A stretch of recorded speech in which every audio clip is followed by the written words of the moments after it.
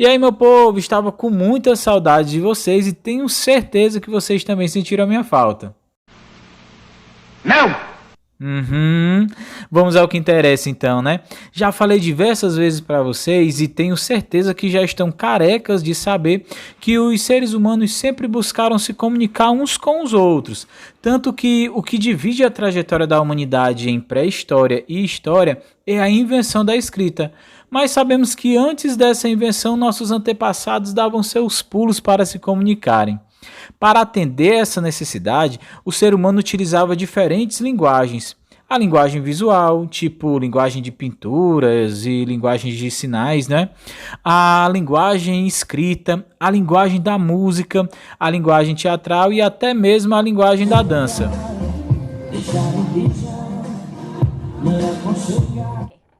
Muito bom! Nossa, que engraçado, editor. Desculpa, me empolguei. Esses exemplos são o que chamamos de linguagem verbal e não verbal, mas calma, tudo bem que não é aula de português, né? Mas não custa nada lembrar aqui. Fazendo um resumo bem simples, a linguagem verbal é aquela que usa a escrita ou fala como meio de comunicação, e a linguagem não verbal é a que usa da simbologia como meio de comunicação. Um exemplo, as placas, desenhos, gestos, tom de voz, expressão corporal. Quando estamos no trânsito e o sinal fica vermelho, por exemplo, né, sabemos que devemos parar. Isso é um exemplo de linguagem não verbal. Agora sim, vamos para os dias de hoje, o que vocês já estão mais inteirados no assunto, olha só, é a linguagem do internetês. Já ouviram falar, né?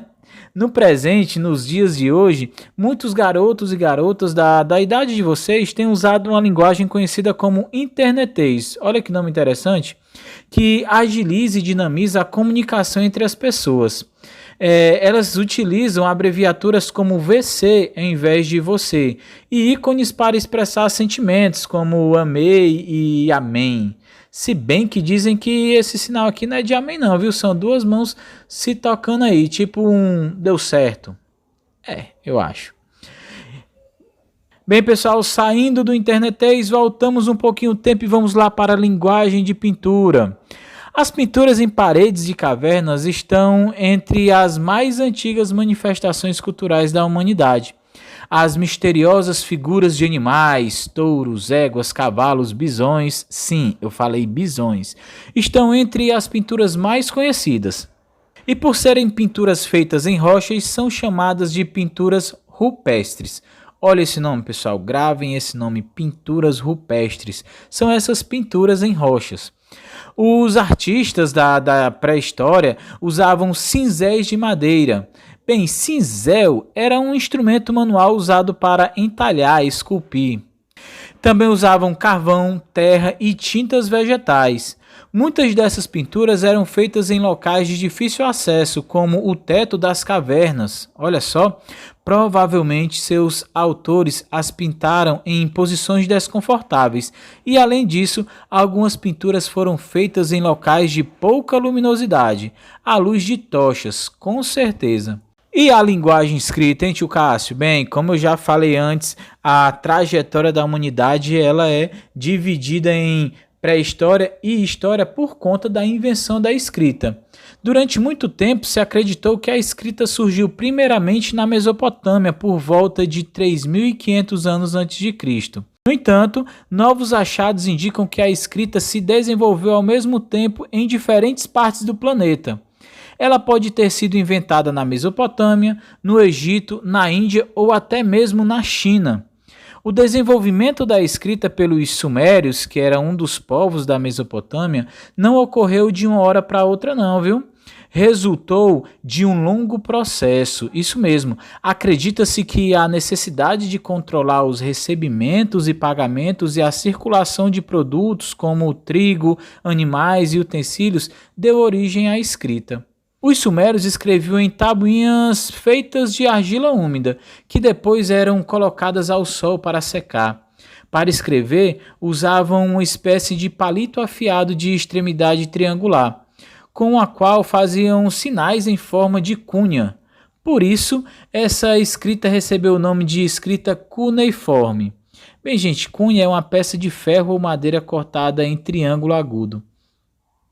A escrita possibilitou à humanidade armazenar ideias e experiências e transmiti-las às gerações.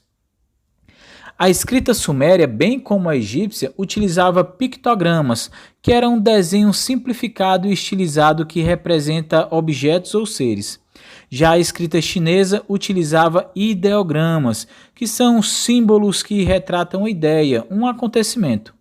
As escritas pictográficas e ideográficas eram complexas, possuíam milhares de caracteres e eram somente praticadas por um número pequeno de profissionais.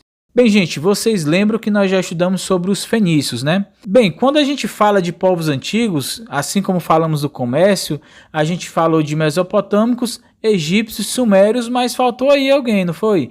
Os fenícios, isso mesmo.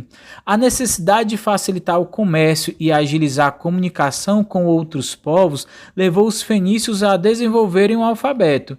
E olha só que, por falar em comércio, os fenícios, eles comandavam o comércio marítimo, não é isso? Esse alfabeto, desenvolvido e divulgado pelos fenícios por volta de 1100 a.C., revolucionou as comunicações entre pessoas e povos e continua sendo importante no nosso dia a dia. Em vez de milhares de ideogramas como os que usavam os chineses, os fenícios propunham 22 sinais, cada um deles correspondendo a um som e não a uma ideia ou palavra.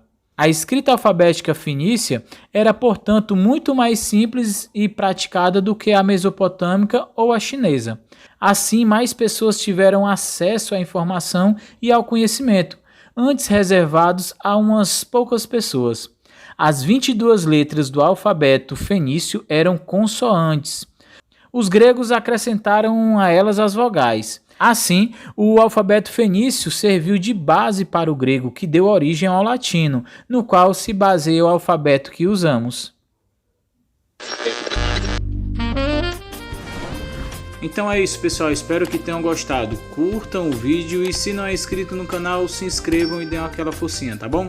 Tchau, tchau e até mais. Valeu!